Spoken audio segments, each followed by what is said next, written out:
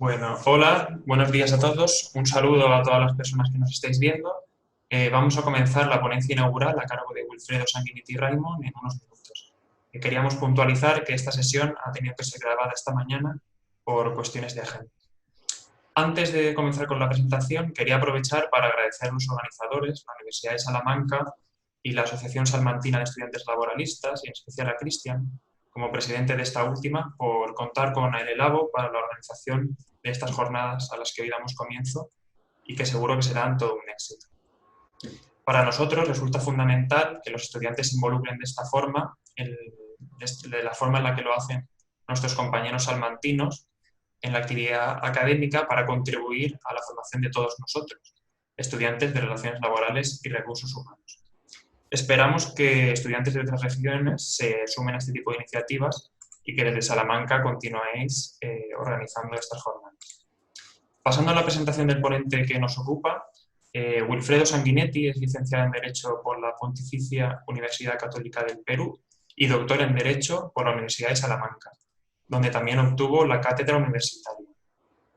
Siendo director del Departamento de Derecho del Trabajo y de la Seguridad Social de la Universidad de Salamanca y director del Máster Universitario en Derecho del Trabajo y Relaciones Laborales, imparte grado en máster, doctorado y grado. Wilfredo cuenta con más de un centenar de publicaciones como autor. 13 de ellas son libros y 10 obras colectivas dirigidas o coordinadas. Actúa como subdirector de la revista de Autoridad y Relaciones Laborales, Trabajo y Derecho. También Wilfredo obtuvo el premio Trabajo y Seguridad Social de tesis doctorales dotado por el Ministerio de Trabajo de España en 1992 por su tesis titulada Lesión de la libertad sindical y comportamientos antisindicales. Wilfredo también es miembro de la Academia Iberoamericana de Derecho del Trabajo y de la Seguridad Social, además de serlo de la Sociedad Peruana y de la Asociación Española, ambas de Derecho del Trabajo y de la Seguridad Social.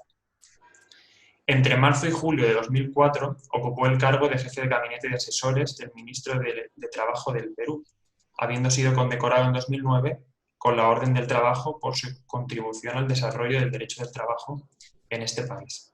En la última década ha dedicado su esfuerzo al estudio del impacto de las transformaciones económicas, tecnológicas y productivas sobre el marco institucional del derecho del trabajo.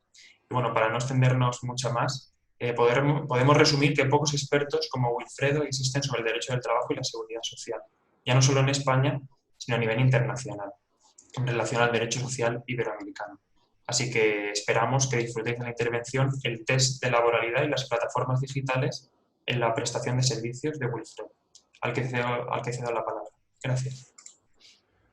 Muchas gracias, Jaime, queridos amigos, amigas, estudiantes de relaciones laborales, egresados de nuestras facultades universitarias en esta carrera, estudiantes laboralistas. Estoy muy contento de participar hoy en estas segundas jornadas prestigiosas sobre las salidas profesionales de los estudiantes de relaciones laborales, organizadas por esta Asociación Salmantina de Estudiantes Laboralistas.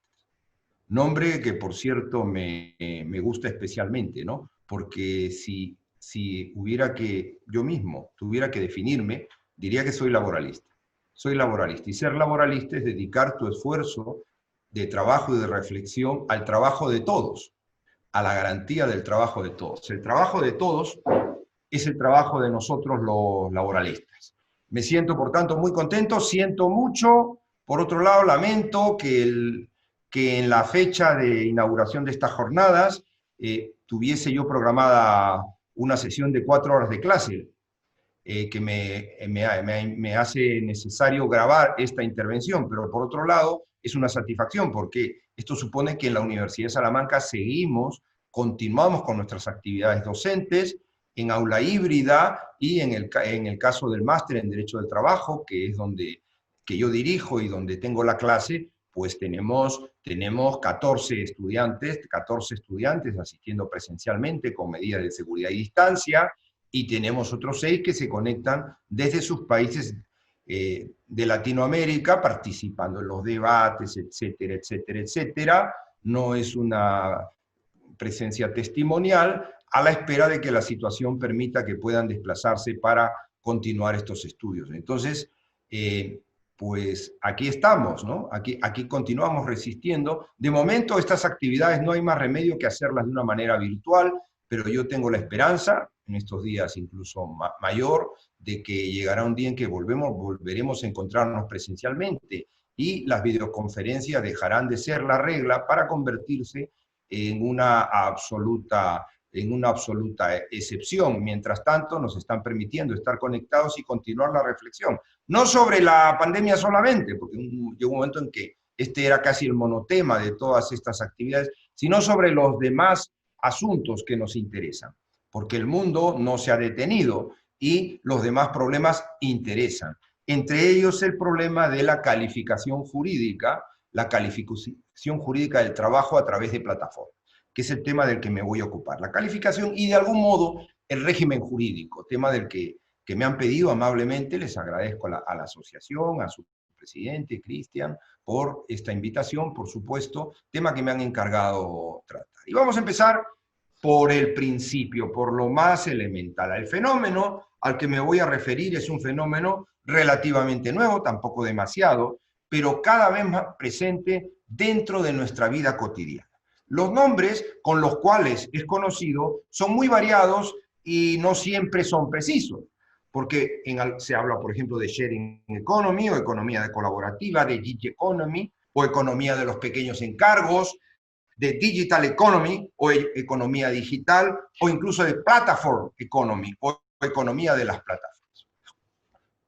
Denominaciones no todas equivalentes, pero de las cuales quizá la más amplia y la menos equívoca, y la que voy a utilizar yo en esta intervención, es la de economía de las plataformas. Bueno, ¿qué es lo que caracteriza esta economía de las plataformas? Bueno, se trata de un nuevo modelo de negocio surgido a finales de la primera década del presente siglo, a través del cual se busca ofrecer productos o servicios de una forma más directa, más rápida y más barata a los consumidores mediante el empleo de un instrumento nuevo que no existía con anterioridad y que viene facilitado por el desarrollo tecnológico, como son las llamadas plataformas digitales. Plataformas digitales que posibilitan la conexión con un amplio universo de consumidores, facilitan a la vez la veloz atención de sus necesidades y lo hacen incluso con una significativa reducción de los costes de transacción. Reducción de los costes de transacción, incluidos, como veremos, los costes asociados a la propia fuerza de trabajo.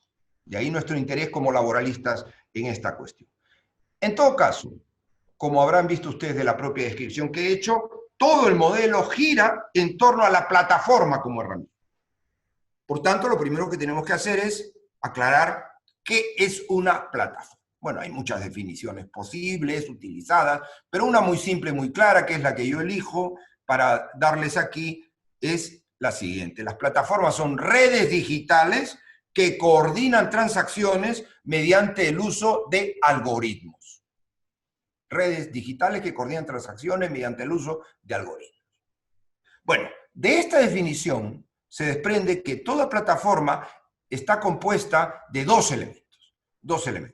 El primer elemento es una red o espacio digital, estructurado pero a la vez abierto, en el que pueden ser ofrecidos y demandados bienes y servicios a través de Internet a un conjunto muy amplio de clientes. Esto es, digamos, la faceta exterior y la función de la plataforma. Pero luego viene su dimensión interna. El segundo elemento que las caracteriza es el uso de un conjunto de algoritmos, como he dicho. Es decir, una serie ordenada de operaciones matemáticas encaminada a la resolución de un problema. Uso de un conjunto de algoritmos, entendidos como los he indicado, para el ajuste de las transacciones, la organización de la realización de la prestación y el control del buen fin de esta. Claro, ya con esta descripción nos podemos dar cuenta que la creación de una plataforma requiere un importante esfuerzo inicial una importante inversión en lo que tiene que ver con su diseño y su lanzamiento. Pero luego, una vez que esta plataforma ha sido diseñada y lanzada, el modelo se puede replicar fácilmente en distintos espacios, en distintos países. Y por tanto, puede convertirse en un negocio global. Y de hecho es así, la mayoría de las plataformas digitales son globales o se instalan en muy diversos países. Ahora, el lanzamiento de estas plataformas a finales de la primera década del siglo, este nuevo modelo de negocio, coincidió aproximadamente con la crisis económica que se iniciaría en el año 2008 y continuaría algunos años más. Y esto dio lugar a dos fenómenos que impulsaron este modelo de negocio. En primer lugar, la reducción de los ingresos de la población que impulsó la demanda de bienes y servicios más baratos.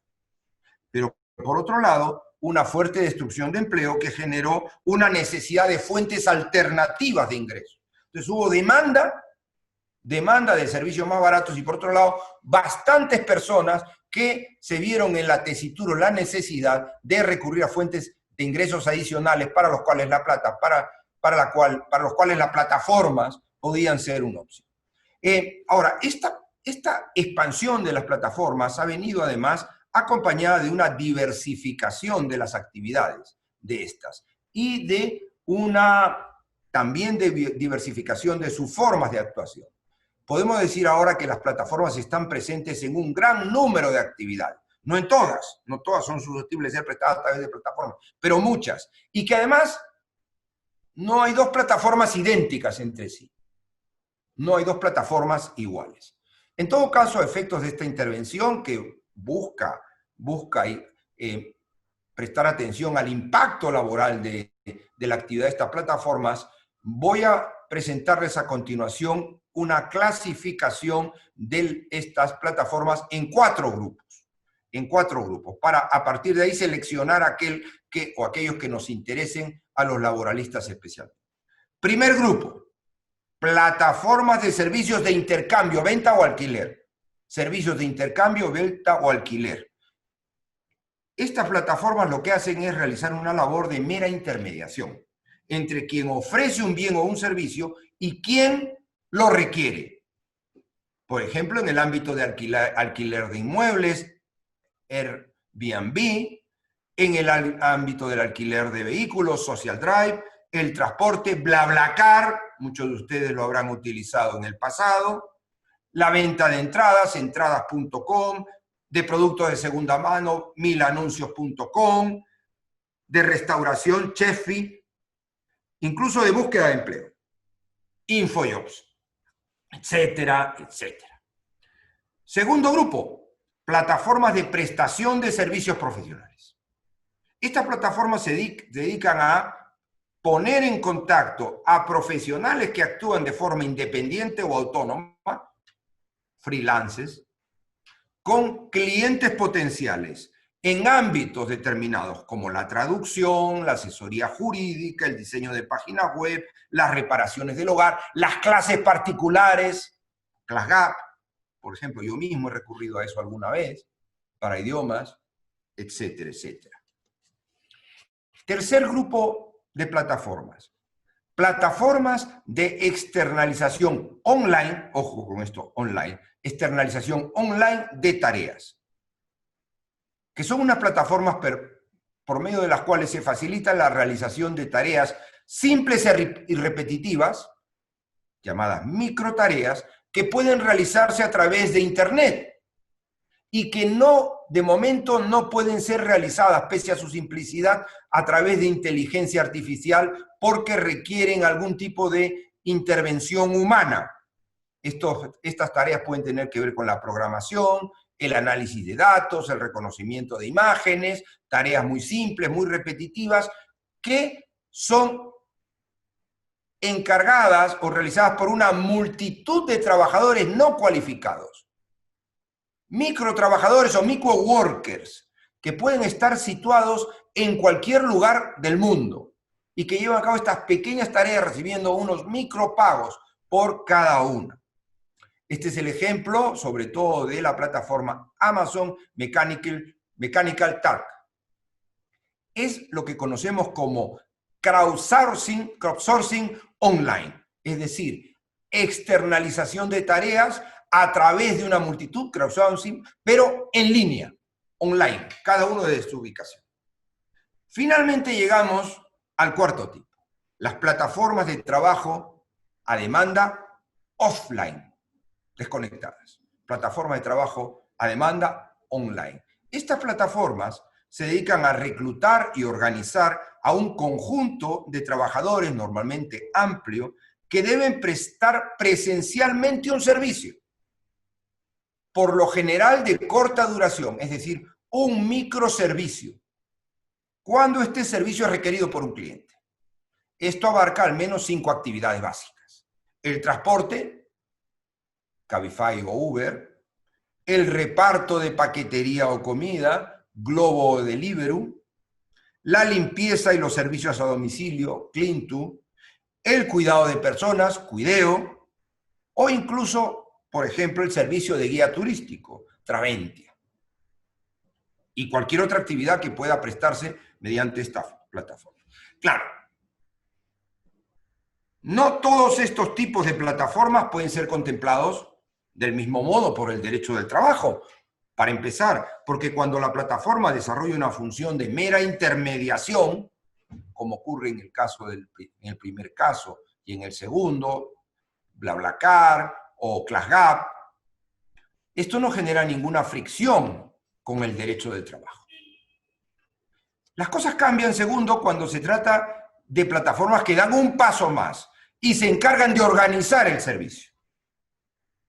Esto puede ocurrir a veces en las plataformas del tercer tipo, la del crowdsourcing online, pero necesariamente sucede, y por eso nos interesan especialmente, en las del cuarto tipo. Las del cuarto tipo. Y muy en particular, en el caso de las plataformas de transporte y reparto, que constituyen el supuesto paradigmático, cuando la plataforma lo que hace es organizar el servicio de un conjunto de personas que reparten o transportan bienes por encargo de unos clientes. Bueno, para captar el tipo de problemas laborales que pueden plantearse con estas plataformas, las del cuarto tipo sobre todo, conviene hacer un repaso de las características y la forma de operar más comunes de estas plataformas. Y yo lo voy a hacer tratando de ser razonablemente exhaustivo, aunque esto puede tener 1000 matices, aludiendo a 4 rasgos básicos de la... Perdón, 9 rasgos básicos de estas plataformas. Primero, la plataforma realiza una función de intermediación entre los usuarios y los prestadores del servicio, fijando además la propia plataforma las condiciones de realización del servicio, incluido el precio que se va a cobrar a los clientes. En segundo lugar, gestión automatizada a través de algoritmos.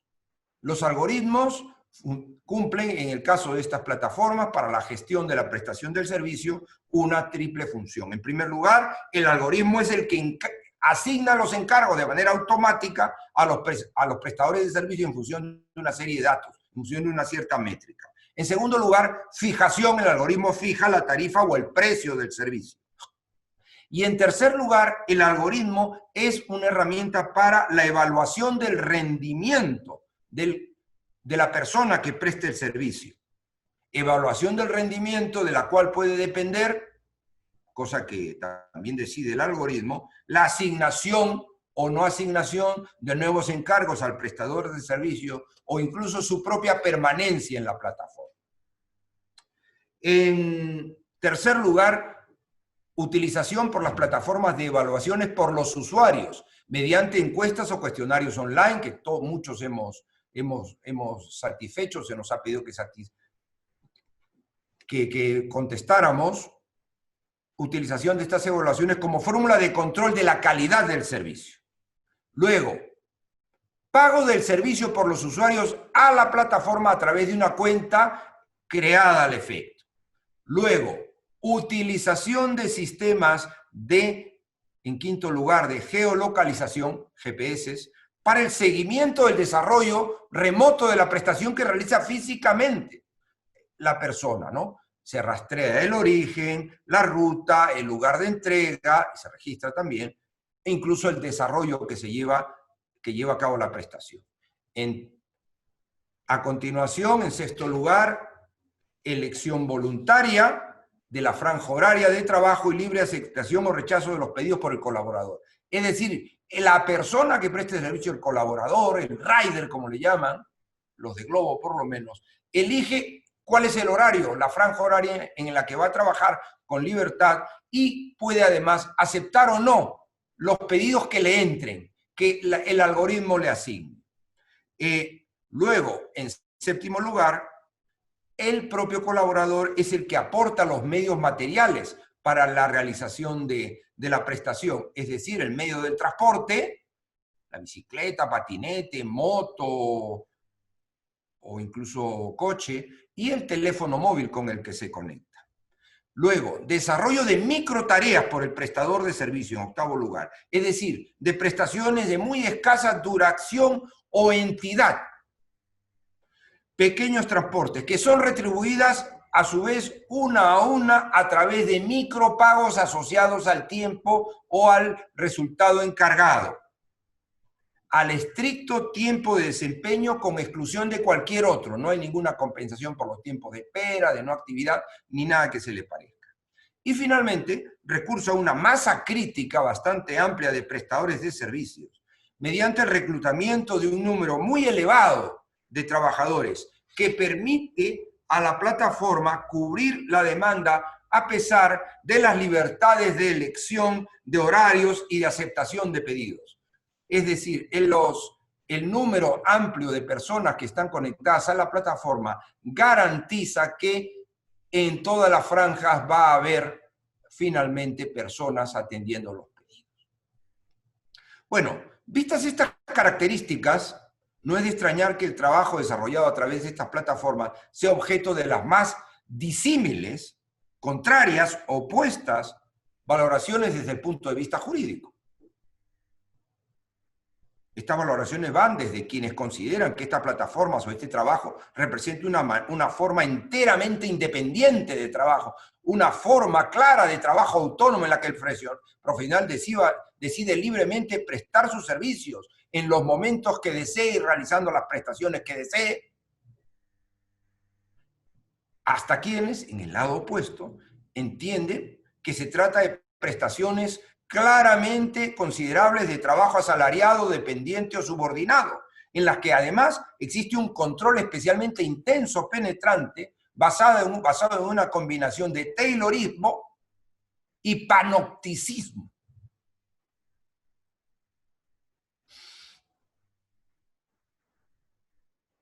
Ahora, tampoco debe sorprender, de igual manera, que los efectos sociales del trabajo a través de plataformas sean objeto igualmente de los juicios más opuestos, más contradictorios. ¿Cómo es posible? ¿Cómo es posible que se pueda calificar la misma realidad jurídicamente por distintos intérpretes de un modo tan opuesto como el que hemos visto? Pues lo mismo pasa con los efectos sociales. Para algunos estas son una fórmula que crea nuevas oportunidades de acceder o incrementar los ingresos de las personas con empleos flexibles y adaptados a sus necesidades y disponibilidad, así como su voluntad.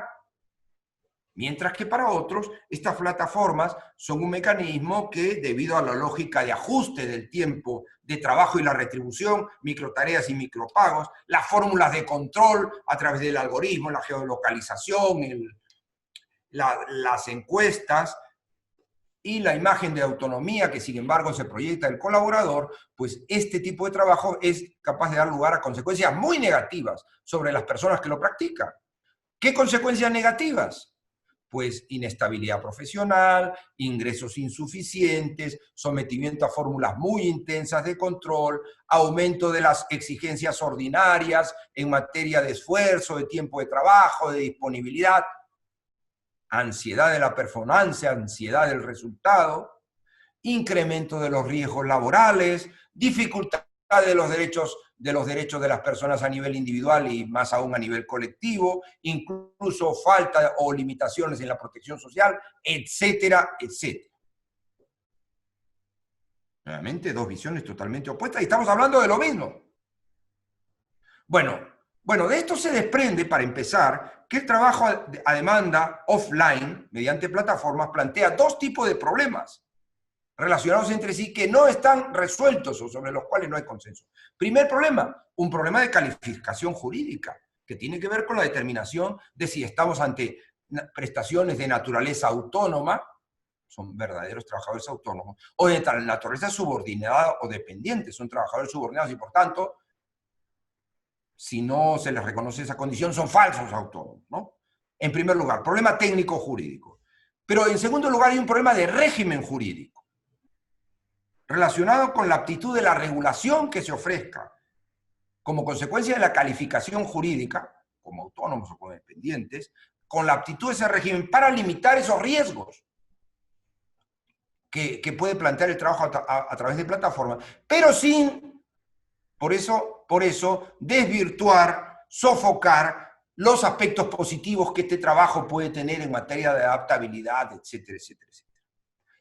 Pudiera ser, en este sentido, que incluso si nosotros consideramos que son trabajadores estas personas, la regulación general no sea capaz de satisfacer esta necesidad de protección, debido a las propias peculiaridades de este tipo de trabajo. O sea, no todo está resuelto con considerar a estas personas como trabajadores dependientes, si este fuera el caso. Bueno, yo ahora a lo que me voy a referir es al primero de estos problemas, que está hoy en el eje del debate en la mayor parte de países. Haré al final una alusión al segundo problema del régimen jurídico. Ahora, el punto de partida está representado, como todos sabemos, por la adopción de las plataformas de una política de hechos consumados, en virtud de la cual éstas se instalan con sus sistemas en todos los países o en muchos países, aplicando sus propias reglas con arreglo a las cuales las personas que colaboran o trabajan para ellos son trabajadores autónomos, retando, por tanto, a los ordenamientos laborales y presentándolos como una especie de antiguaya, de cosa del pasado. El trabajo del siglo XXI es un trabajo libre, autónomo, no sujeto a reglas, etcétera, etcétera, etcétera, que son una antiguaya, en fin. En fin, que los laboralistas nos deberíamos dedicar a otra cosa. Bueno, dicho esto, la cuestión es cómo enfocar los problemas de calificación en un caso tan singular como este, en el que concurren tres sujetos. Además, tres sujetos. La plataforma, el colaborador o trabajador y el usuario. La plataforma como nexo entre el usuario que necesita el servicio y la persona que lo realiza. Bueno, en mi opinión, una clave fundamental está en determinar cuál es el papel de la plataforma en la prestación del servicio. Si la plataforma es un simple medio de comunicación entre el cliente y el repartidor, de manera que el repartidor es quien organiza y dirige su propia actividad, como ocurre en las plataformas del segundo tipo, ¿no? Aquí, si también aquí simplemente es el rol de la plataforma, o es que la plataforma tiene un papel decisivo en la organización y la dirección del servicio. Y el trabajador o prestador del servicio actúa en realidad bajo la dirección y por cuenta de la plataforma. Es decir, la plataforma solo intermedia o es ella la que presta el servicio a través de sus colaboradores. Bueno, además en el caso del derecho del trabajo español tenemos una valiosísima herramienta para dar respuesta a esta cuestión, como es el artículo 1.1 del Estatuto de los Trabajadores, que nos proporciona una noción muy amplia y a la vez flexible de los elementos definitorios del trabajo objeto del derecho del trabajo, cuando indica que este trabajo existirá y se aplicará la legislación laboral siempre que se presten servicios retribuidos por cuenta ajena y dentro del ámbito de organización y dirección de otra persona, conocida como empleador o empresario. Por tanto, en el derecho del trabajo español no se requieren para la aplicación del ordenamiento laboral ni horarios, ni jornadas estrictas, ni asistencia a un centro de trabajo, ni órdenes constantes, ni control constante, solo el sometimiento a una esfera de organización ajena. Se ha dicho que esta es una definición adaptada a la lógica del Fordismo. Yo no puedo estar más en desacuerdo.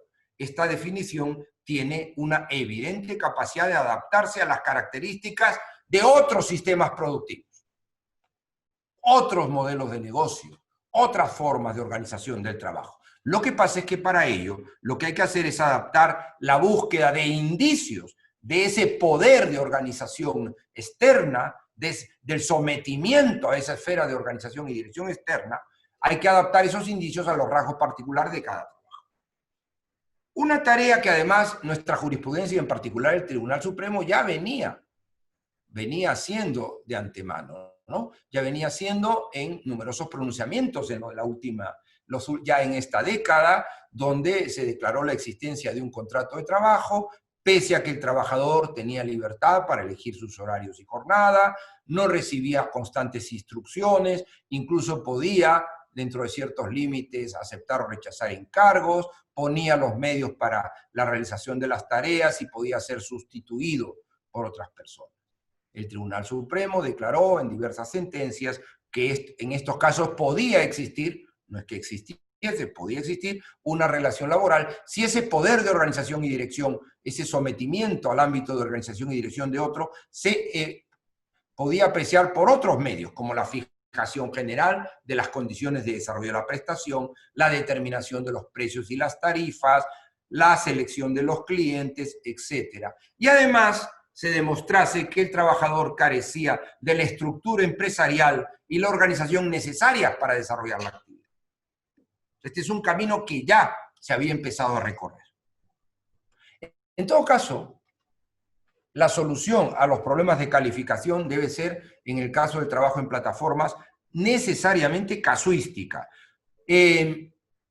Tanto porque no hay, como les dije, dos plataformas idénticas, sino también porque estas van cambiando, se van adaptando y van modificando incluso su forma de operar conforme se va declarando en ellas indicios de laboralidad. O sea, es una carrera de adaptación hacia la huida en muchos casos, que puede dificultarnos en algo el trabajo y por tanto es un tema que no está siempre resuelto, necesariamente resuelto. Ahora, en todo caso, la dificultad para calificar el trabajo en plataforma y lo que genera esa tan opuesta visión del fenómeno por parte de los juristas del trabajo, de prestigio, además, etcétera, o autónomos o dependientes, ¿no? Esa dificultad radica, por supuesto, en el hecho de que en estas relaciones conviven indicios o elementos propios o característicos del trabajo autónomo por cuenta propia, como otros indicios o elementos típicos del trabajo dependiente o por cuenta ajena. Lo vamos a ver. Ya hemos visto cuáles eran las 9 características de trabajo en plataforma. Bueno, de esas 9 características se desprende que existen, por lo menos, donde se encuentren, pero existen en principio hasta 7 indicios de trabajo autónomo, que es lo que genera la duda, claro. 1, libertad de elección de las horas de disponibilidad o franja. 2, libertad de aceptación o rechazo de los encargos. 3, que son elementos que normalmente niegan la laboralidad. Retribución fijada por pedido y no por tiempo, que puede haber en materia laboral, pero es típico del trabajo autónomo. Posibilidad de sustitución del trabajador, incluso de subcontratación, que suelen ser típicas más bien del trabajo autónomo y muy raramente se pueden admitir, muy excepcionalmente en materia laboral. Ausencia de exclusividad, se puede trabajar para varias plataformas, esto en derecho del trabajo no puede concurrir, pero es más típico del trabajo autónomo. Aportación de los medios materiales necesarios, este típico de trabajo autónomo excepcionalmente puede presentarse en el trabajo subordinado, una moto, una bicicleta, un patinete, un móvil.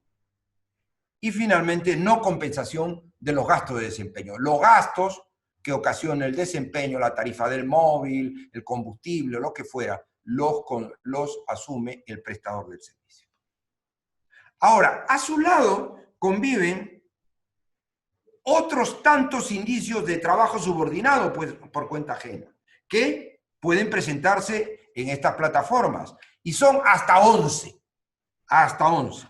Primero, organización general del servicio por la plataforma en cuyo sistema se incorpora el trabajador, que no puede introducir cambios en la forma de funcionar de la plataforma. Todos los prestadores de servicios trabajan conforme al sistema de la plataforma. 2, uso de la marca de la plataforma para prestar los servicios y no de la marca de cada trabajador. 3, consideración de la plataforma como el elemento de mayor valor, de mayor importancia para la organización y la prestación del servicio. O sea, lo más relevante y lo que vale es la plataforma, mientras que el móvil, la moto, los medios de transporte tienen un carácter secundario y menos valioso. 4, canalización de las relaciones con los clientes a través de la plataforma. O sea, el prestador del servicio no interviene. No interviene, los clientes contactan directamente con la plataforma. Fijación de los precios del servicio y las retribuciones, a continuación, fijación de los precios del servicio y las retribuciones, también por la plataforma, no por el prestador de servicios. Luego la plataforma lleva a cabo procesos de selección de los colaboradores. No es que uno se dé de alta simplemente. Fijación luego por las plataformas de reglas o indicaciones sobre la manera de realizar el servicio y formación a las personas que lo realizan sobre esta manera de realizar el servicio, como si se tratase de una prestación dependiente. Realización personal de la prestación, como regla. Continuidad de las prestaciones y duración de la relación. Aunque haya las mencionadas libertades, finalmente no hablamos de prestaciones esporádicas o aisladas. La mayoría de los prestadores de servicios trabajan un número de días, un número de días y de horas relevante y por un tiempo razonable. No se conectan cuando les viene, cuando se les ocurre. Y luego, en décimo lugar, existencia de medios de control por la plataforma, especialmente intensos, sobre la actividad y no sobre el resultado. Por 3 vías distintas: la gestión algorítmica, las valoraciones por los clientes y la geolocalización constante, a los cuales ya me referí. Finalmente, creación de sistemas de puntos por los algoritmos en función del cumplimiento de las reglas fijadas por la plataforma, la aceptación de los pedidos que van entrando y el nivel de satisfacción de los clientes. Sistemas de puntos que luego tienen consecuencias sobre la elección de las franjas horarias. Si tú quieres elegir una franja horaria, cuanto mejor puntuado estés, tienes más posibilidad de elegir esa franja horaria porque te conviene, porque es cuando tienes tiempo libre, o porque es cuando entran más pedidos. Si yo reparto comida, no es lo mismo repartir comida a las 11 de la mañana que a la hora de la comida, igual por la tarde o por la hora de la cena. Entonces, para elección de franja, para que te entren, o sea, para atribución de nuevos pedidos, tienen prioridad cuanto más puntuación tienen los colaboradores, o incluso para la permanencia en la propia plataforma, con posibilidad de desactivación, le llaman, o desconexión, es decir, de que te quede fuera si finalmente no atiendes un volumen de pedidos o no eliges determinado tipo de plataforma o no te conectas, de franjas o no te conectas. Bueno, los que niegan la laboralidad de estas prestaciones conceden, como podrán comprender, un peso determinante a los indicios del primer tipo, los de no laboralidad, mientras que los que afirman que se trata de prestaciones subordinadas hacen lo mismo con los 11 indicios del segundo tipo. Por supuesto, para determinar qué calificación debe prevalecer, existiendo argumentos de peso de ambos lados, no basta con determinar qué lista de indicios es más larga. En un lado 11, en el otro 9, pues ya está. No. ¿Por qué? Porque no estamos en una cuestión meramente cuantitativa, estamos delante de una cuestión cualitativa. Y por tanto, aquí es preciso tener en cuenta que los indicios de un lado, los de autonomía o los de subordinación, constituyen otros tantos argumentos en contra de la calificación de la relación del lado contrario. Los indicios de autonomía, eso es evidente, constituyen indicios en contra de la calificación como laboral de la relación y a la inversa. Debiendo, en todo caso, la calificación final de la relación ser una que, basándose en los indicios de un lado, sea capaz de neutralizar o negar el valor de los indicios del otro. O sea, la calificación como autónoma debe ser una calificación que, basándose en los indicios de autonomía, dé una explicación que neutralice o explique, justifique por qué están esos otros indicios en sentido contrario ahí y no niegan la calificación. Es decir, la calificación final debe dar una explicación satisfactoria de la economía global del vínculo, de la relación. No basta, esto significa que no basta, por tanto, con afirmar los indicios de un tipo.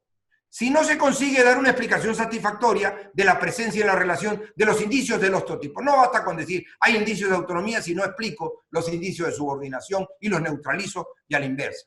Porque si yo doy una explicación, o sea, afirmo los indicios de un tipo y no consigo explicar por qué están los otros, entonces lo que procederá será realizarle el mismo procedimiento desde el lado contrario, para ver si entonces podemos llegar a un resultado global, que es lo que interesa, más satisfactorio. Y aquí es donde veo yo la gran debilidad de las tesis que afirman la existencia de trabajo autónomo. Tesis de las cuales hay que partir, porque claro, esta relación ha sido calificada por las partes como de trabajo autónomo. Por tanto, tenemos que partir de ver si esa calificación es correcta o no. Partiendo de que eso es lo que han querido las partes. O se supone que han querido. Bueno, y ahí, las tesis que califican la relación como de trabajo autónomo conceden una gran relevancia a la libertad de elección de horarios, de aceptación de pedidos, a la aportación de medios materiales. Por supuesto, en eso se basan los autores, léanlo. Las sentencias de juzgados de lo social y tribunales superiores de justicia, algunas incluso de Salamanca, se basan en estos indicios. Pero por lo general no aluden o en todo caso no neutralizan a los indicios que pudieran negar la autonomía. No explican cómo si esa relación es de trabajo autónomo, la organización general del servicio corre a cargo de la plataforma. Y sobre todo, no explican por qué, si es una relación de trabajo autónomo, existen esas intensas formas de control sobre la actividad a las que me he referido y de las cuales pueden derivarse además consecuencias negativas para el trabajador. Y menos aún, explican por qué y cómo, si el trabajador es autónomo, está sujeto a estos mecanismos cuya similitud con los típicos poderes de organización, dirección y control y disciplinario del empresario salta a la vista. Y no lo hacen seguramente porque el encaje o la explicación de esos elementos en una relación autónoma es sumamente difícil, si no imposible. Ahora, dicho esto, ¿qué sucede si invertimos la lente y vemos las cosas desde el lado de la laboralidad? Desde el otro.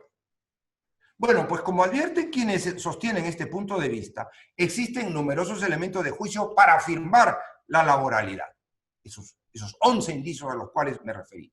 Pero dentro de los cuales sobre todo destacan las referidas facultades de organización, control y disciplinaria en cabeza de la plataforma y la ajenidad sobre los elementos esenciales del negocio, la gestión y las relaciones con los clientes, de los cuales que reposan sobre la plataforma.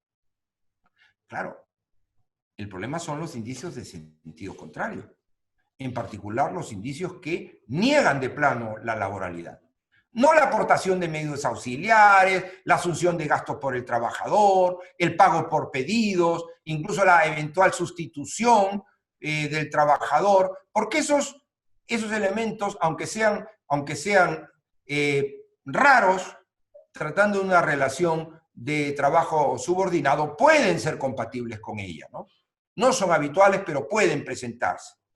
La clave está en la libertad de elección de horarios y aceptación de pedidos, porque estos elementos sí excluirían cualquier tipo de subordinación. La subordinación consiste precisamente en la obligación de atenerse en el desarrollo del contenido de la prestación a lo que indique el empresario. Entonces, este elemento sería difícil de determinar. Bueno, los autores que sostienen este punto de vista ofrecen un argumento esencial para explicar estos elementos o negar su capacidad para excluir la laboralidad. ¿Cuál es este argumento? Esa doble libertad de elección de franja y de pedidos no es verdadera, no es real debido al sistema de reputación digital basada en puntos y en un ranking entre los prestadores de servicios a través del cual se premia la aceptación de ciertos turnos y se penaliza el rechazo de pedidos, a los efectos de tener prioridad, como hemos visto, para la elección de turno y la asignación de nuevos pedidos. Ahora, hay más incluso, ¿no? Porque en un sistema basado en la continua realización de microtareas como esta, asociadas, como hemos visto, a micropagos, microtareas que pueden ser realizadas por una multitud de personas, no es solamente que la aceptación o no te pueda tener consecuencias negativas, sino que el sistema genera una durísima competencia por coger encargos entre los prestadores de servicios, sin los cuales no se gana nada. No saco nada, yo estoy estar en una tarde ahí disponible si no cojo pedidos. Y eso garantiza la plena disponibilidad del trabajador, más eficazmente que si estuviera prevista. Aunque en el fondo la clave está en el propio sistema de crowdsourcing, que no requiere ya la estandarización de los tiempos y las tareas propias del fortismo, porque el recurso a una multitud de trabajadores y el uso de la tecnología y de las plataformas garantiza la disponibilidad del personal que se requiere en cada momento sin necesidad de imponerla. Yo no necesito imponerla porque el propio sistema y la multitud y todos sus elementos me garantizan que va a haber siempre ocupación en cada una de las franjas. Entonces, como diría mi querido colega y amigo, el profesor César Carballo, de la Universidad Católica Andrés Bello de Venezuela, la clásica disponibilidad del trabajador individual se ve sustituida por una especie de disponibilidad plural y difusa de los trabajadores asociados a la plataforma, todos ellos atentos a ejecutar la actividad que esto ofrece a la clientela de la manera más veloz posible, de la manera más veloz y más eficaz posible, porque les va la vida en ello, les va el propio sentido de lo que están haciendo. Desde la laboralidad, pues, hay argumentos suficientes, yo me anoto esta tesis, como habrán comprobado, para levantar las objeciones que pueden plantearse desde el punto de vista opuesto. Mientras que no parece haberlos, o a mí no, yo estoy esperándolos, para realizar una operación semejante desde la perspectiva del trabajo autónomo. Es por eso que el Tribunal Supremo Español no ha dudado en determinar la laboralidad del trabajo prestado a través de estas plataformas de reparto en una reciente sentencia. La sentencia del Tribunal Supremo de 23 de septiembre de 2020, caso repartidor de la empresa Globo, sentencia que fue adoptada por unanimidad del Pleno de la Sala Cuarta, Sala de lo Social del Tribunal Supremo, que ha establecido en esta sentencia una doctrina unificada que resulta vinculante para los niveles inferiores. O sea, el tema, siempre que el trabajo se preste con las características que en las sentencias se analizan, que coinciden en lo sustancial con las que he mencionado, está resuelto y esta calificación es vinculante. Bueno, ¿qué ha hecho en este tribunal, en esta sentencia el tribunal? Pues bueno, ha hecho, claro, un análisis detenido del caso, pero trayendo a colación, y la mayor parte de las páginas están dedicadas a ello, toda su jurisprudencia previa sobre la flexibilidad de los elementos del contrato de trabajo y los indicios que prueban su presencia en casos dudosos, parecidos a los que se presentan en el trabajo en plataforma, a los cuales ya me referí. Pero lo verdaderamente novedoso de esta sentencia, más allá de traer a colación todo lo anterior y aplicarlo, es la manera como niega relevancia al indicio contrario, el indicio clave en sentido contrario, esa doble libertad de elegir franja horaria y aceptar o rechazar pedidos. Cosa que hace en base a dos argumentos encadenados que son nuevos, no dentro de la reflexión doctrinal, pero sí dentro de su jurisprudencia. En primer lugar, estas libertades son libertades condicionadas o no reales por el sistema de puntuación que penaliza las opciones aparentemente libres de los prestadores de servicios y conduce a que los repartidores compitan por las franjas más productivas o los encargos y hace además que intenten estar disponibles el mayor tiempo posible. Y en segundo lugar, porque el sistema productivo no requiere ya de un horario rígido impuesto, dirá el tribunal, porque las microtareas se reparten entre una pluralidad de repartidores que cobran por tarea realizada. Los micropagos, microtarea, micropago. Lo que garantiza que haya siempre repartidores que acepten el horario los horarios ofrecidos por la plataforma. Bueno, yo solo quisiera añadir a esto lo siguiente. La declaración de laboralidad no permite, lamentablemente, resolver por sí mismos todos los problemas.